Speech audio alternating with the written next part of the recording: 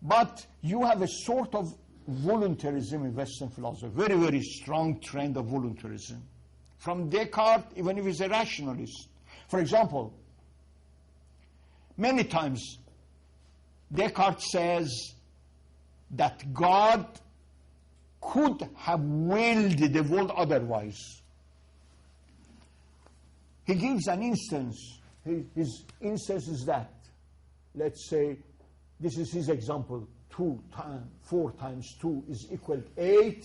God could have made it 9. But he has willed to be 8 in this world. This is very strange. Because if you know the meaning of 4, you know the meaning of times multiplied. If you know the meaning of 2, and you know the meaning of equal and 8, it should be eternally true in knowledge. And it's not subject to volition. But he says no, it's subject to volition. God has willed so. So this voluntarism, this has never entered. Because it's knowledge of reality of things.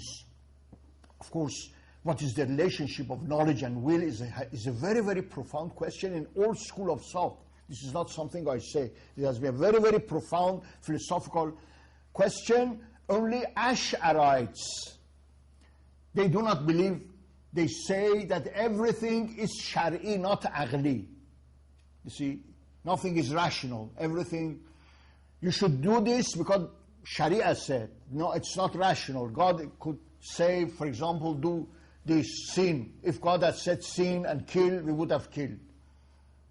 Of course, what is known as divine command theory, religion is not only divine command theory.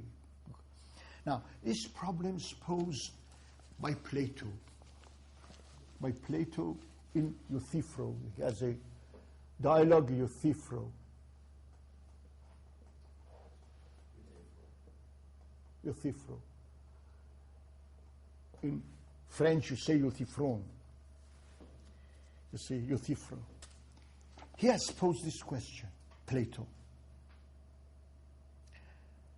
Euthyphro is going to the court, and Socrates, they have summoned Socrates to the court. So early in the morning, Socrates go to the court, they have summoned him, and he sees Euthyphro on the gate. He say, why have you come early this morning to the court? And he says, I've come because I have a litigation against my father.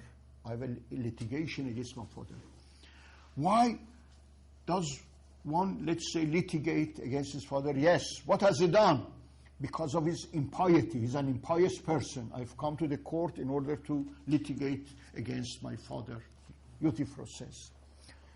And Socrates cross-examines him. What is piety? He gives a definition. Again, he questions, examines. Finally came to this point. Socrates asked him, is something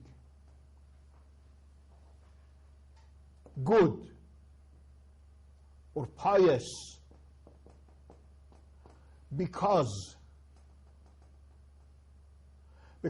Euthyphro has said that good and pious is what all gods love, all right? Is something good or pious because all the gods love, or because, or they love it because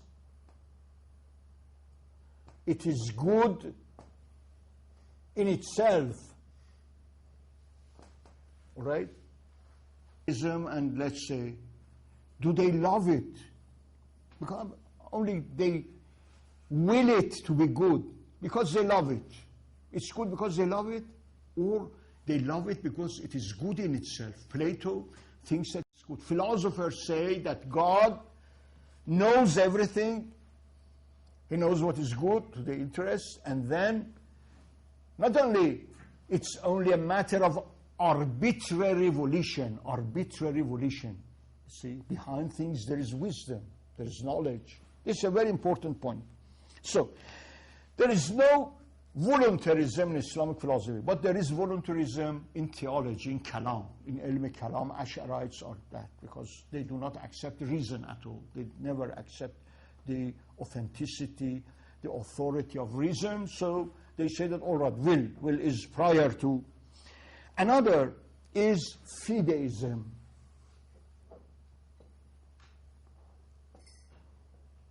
Fideism is the priority of faith over reason. The faith without reason, which is very prevalent in all religions. Fideism goes with voluntarism. Fideism, faith and knowledge. Faith is based on knowledge of things. God tells Prophet, know that. فَأْلَمْ أَنَّهُ لَا إِلَهَ إِلَّا اللَّهِ. God says, فَأْلَمْ, know that. So it is subject to ilm. أَلَا تَعْلَمْ, don't you know, addressing God. Don't you know, addressing God.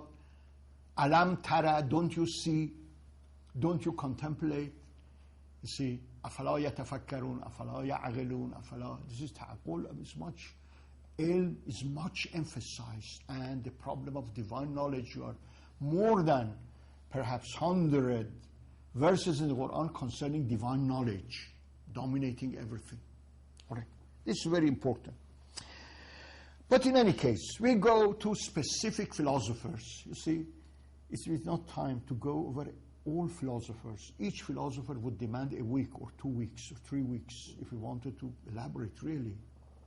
We are doing injustice to these great philosophers just to summarize them in, let's say, 1 or 2 hours. But in any case, as we say in Arabic, ما لا يدرك كله لا يترك كله. ما لا يدرك كله لا يترك كله. Rumi, the great sage and mystic of Islam, Sufi of Islam, says, آب دریا را اگر نتوان کشید هم به قدر تشنگی باید چشید. If you cannot drink the water of the ocean, but you should drink as much as to alleviate your thirst.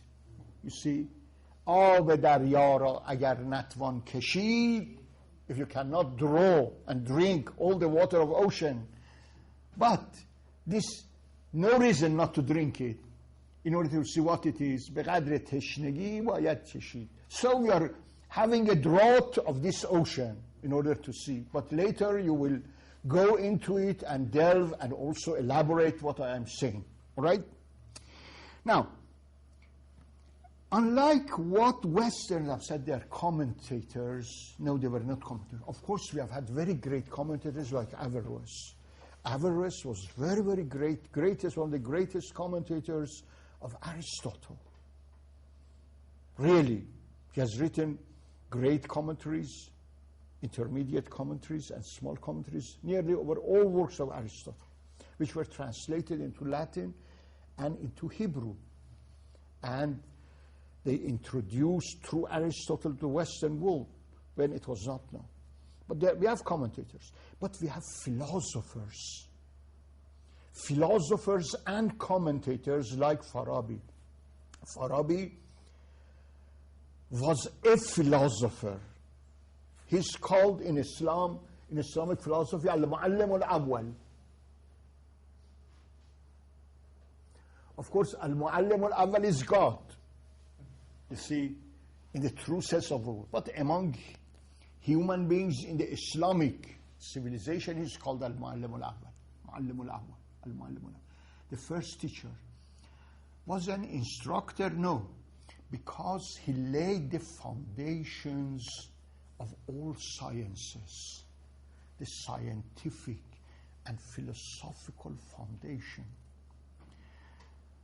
You see, in Islamic tradition, Aristotle is called Magister Primum, Al-Mu'allim al-Awwal. Magister Primus. That is, first teacher. Of course, he was not a part-time professor. Doesn't mean that like today, that he went here to teach here and teach there. First teacher. He laid the foundation of all the sciences, and that's true. The first works on each science was written by Aristotle. The works on biology, the works on logic, the works on metaphysics, I mean, they were unprecedented. I mean, you don't have anything like that before Aristotle. I mean, this written for. So it was called first teacher. And this was Farabi in Islam. He laid the foundation of all the sciences, and he wrote for the first time very, very analytical works, either in the form of commentaries or in the form of philosophy. I'm not going to talk too much about him. But his very distinctive feature of Farabi is that in politics is Platonic. You see, not Aristotelian. He absorbed the gist of Plato and wrote works on politics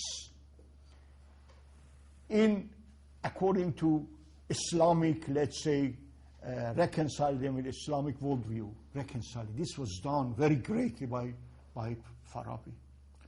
Arai Ahl Madinatul Fasila, the opinions of the virtuous city, As-Siyasatul Madaniyah, many other works. Many other works.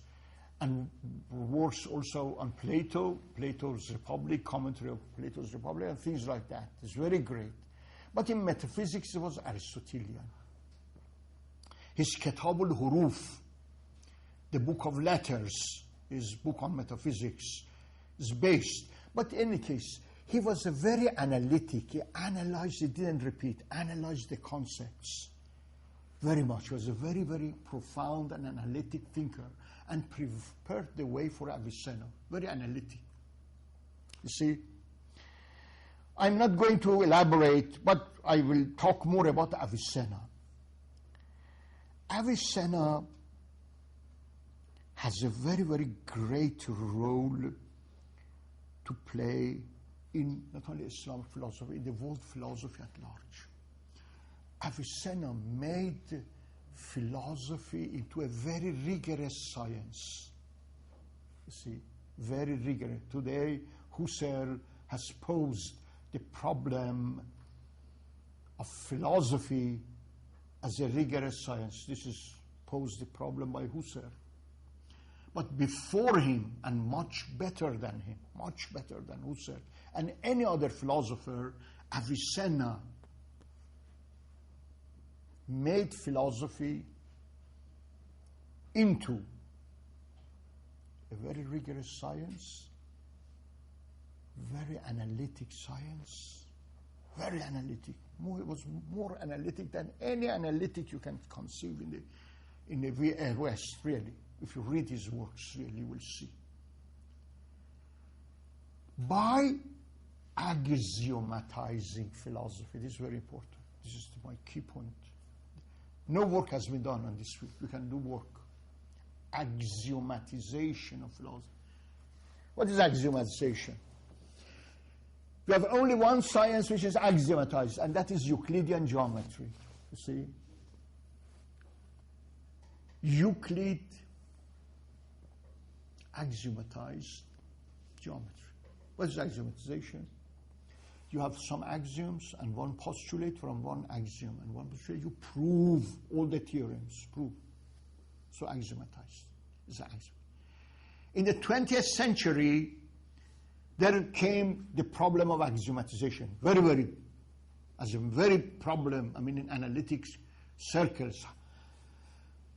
The problem was posed whether we can axiomatize arithmetic. See? Whether we can axiomatize.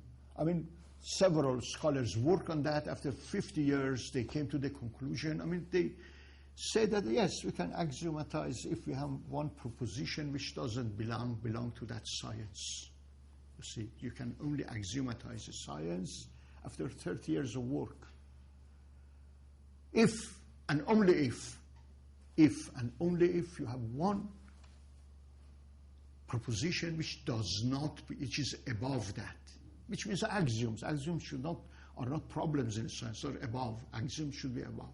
And that is very plain in Islamic philosophy. This is all of them. I mean, if you open an elementary school of logic, would tell you. Very, very elementary. Axiomatization is not like that. In order to axiomatize all sciences, you should axiomatize logic itself. Logic itself. Because it's the science of proof, of demonstration. And Avicenna was really able to do that in a very rigorous sense, and nobody else. And there is no notice of this problem until today. You see, he was able to axiomatize, which was not axiomatized. You have many rules, but very dispersed and dissipated rules here and there. You see, you have many problems in philosophy, for example, in ontology. What is ontology are found in many, many other places. You do not have a book on ontology. They are not axiomatized in Aristotle. By discussing about the nature of apodictic and demonstrative propositions. What are demonstrative propositions? There is a long discussion. What is the problem? What is the nature of a problem in demonstrative sciences? What do you call a problem? What is the relationship between predicate and the subject? The subject and predicate in order to be demonstrative. I mean, not all propositions you can use in demonstrative sciences. You should have special. Problems are special. What's the relationship of a problem with the axioms? What's the relation of the problem with the subject matter? And many, many other things. So he has axiomatized. You see, you have about more than 10 books on logic, 10 books, very, very huge books on logic. In his book of Shefa, Sufyan, 10 great books published. Only one book on metaphysics. You see, one book of metaphysics is backed by 10 books of logic. And he refers to his books of logic. He doesn't discuss. It's not like Kant, who has no book of logic, and he talks in logic in his metaphysics. But no, he has dealt with all these problems and systematized. And applied axiomatization will come later. Applied it in all. So mathematics is not axiomatized. Mathematics is axiomatized because logic is axiomatized. The logic were not axiomatized. How could geometry be axiomatized? You see? But he axiomatized and applied. We'll say how. This is very important. He made philosophy a rigorous science, very analytic. As I said, I've read many books of him. Whenever I read, I'm wondering. But I mean, when the modern discoveries of logic are found there through analysis, very careful analysis. His contribution to logic has made many contributions to logic. You see, in logic you have propositional logic and predicate logic, all right? You know what is the difference between propositional logic like P and Q. P and Q, P or Q, P then Q. This is propositional. You have two propositions, they have relations, and how will you change? This is called propositional logic. But you have predicate logic. Predicate P, you can write if is a universal proposition for all x. If, let's say, g of x, then let's say h of x. You make it into subject and predicate for all x. He has worked both in predicate logic, P and Q, in predicate logic like this, and in propositional logic. You see, this is modern discoveries, what you are found, I mean, everywhere in Plato's, in Aristotle. Now, in Aristotle, you do not find conditional logic. Conditional logic was the discovery of Stoics. Stoics. You find both conditional logic and predicate logic. Predicate logic, and how you can change predicate logic like this into conditional. This is conditional logic. I mean, changing this to that. You see, this is a great, you find this in Muslim philosophy, especially in Avicenna. I mean, the relationship of conditional and predicate logic. You see, for example, for universal propositions, all A are B, you say for all X, if X is A, then X is B. You make it in a conditional. You see, for all X is A, then X is B. If X is A, you turn it to a conditional. This was discovered by Stoics and incorporated into one single body by Avicenna. So, I mean, you find it. Now, transforming the conditional into the predicative and predicative logic into conditional, another achievement. You have two kinds of conditionals in Islamic philosophy: disjunctive and hypothetical, both are. See, you have three kinds of propositions. You see, they are either disjunctive or hypothetical. P or Q, P gives Q, P and Q. Only three combinations, right? All modern logic is based on these three. They have no other combination. P and Q, P or Q, P then Q, all right? How do you change? This is the essence of modern and ancient logic. How you change hypothetical into disjunctive, disjunctive into hypothetical. How you change the hypothetical into conjunctive. You see? Changing, I mean, this is the essence of logic. You see? You should make equivalent propositions going from the conjunctive to disjunctive, disjunctive to hypothetical, and so on and so forth. This is done, well done. But he is very great in most abstruse questions in logic. This is elementary. This is very elementary logic. Nowadays, you can take a course in elementary logic. But the most abstruse, the most difficult part of logic is modal logic.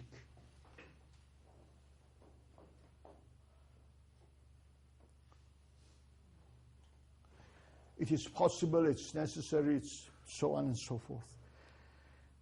You see?